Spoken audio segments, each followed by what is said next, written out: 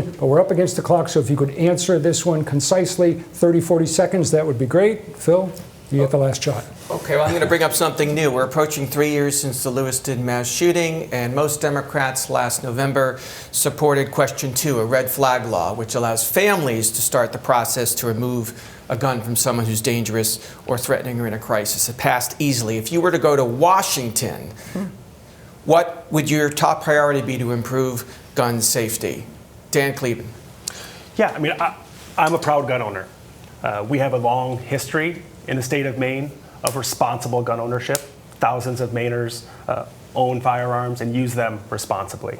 I do think there is room for common sense gun reform, universal background checks, closing down the gun show loophole, getting rid of ghost guns, where someone can buy a gun and ship it into another state and it wouldn't be able to be tracked. I think there's a lot of common sense, safe, in my house, everybody knows where my guns are. They know where the safe is, and my kids do not have access to that. They don't know the code. So safe locking up your guns. I think there's a lot of different things that we can do to make sure that firearms are used safely. But as a proud gun owner, I'm proud of our heritage here in Maine, and I think people should, be able to continue to enjoy that. Thank you. Ashley Webb? I think a national red flag law would probably be more appropriate. If you're a danger to society, you shouldn't have a gun. I'm sorry about that.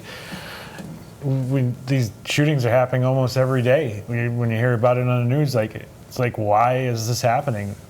As a nation, we shouldn't allow dangerous people to own guns. David Costello? I grew up, two of the most exciting things I did growing up in Old Town was learn how to hunt and shoot responsibly.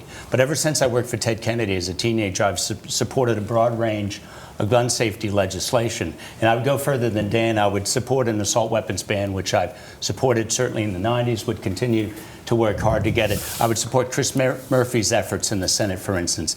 But I certainly support red flag. I support universal background checks. I support holding gun manufacturers accountable. I mean, there's a lot, as Dan said, there's a lot we can do. And there have been proposals. I would support those proposals for very comprehensive, common sense gun safety legislation, none of which would take guns away from law-abiding Mainers. And Lizzie Dickerson. Yeah, so obviously assault weapons ban, red flag laws, all of those things are wonderful.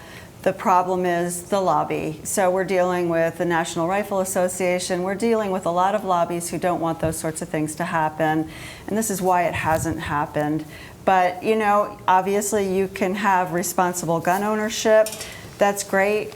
But for all of the people who are domestic violence survivors or all of the people who have been in these tragic situations where they've lost loved ones, we have to get people out of government who are beholden to lobbyists and special interest organizations, and we have to enact actual responsible laws such as the red flag laws and the assault weapons ban. We have to do it because people are going to continue to die, and it's more important to do those things to protect people than to protect your seat in Congress.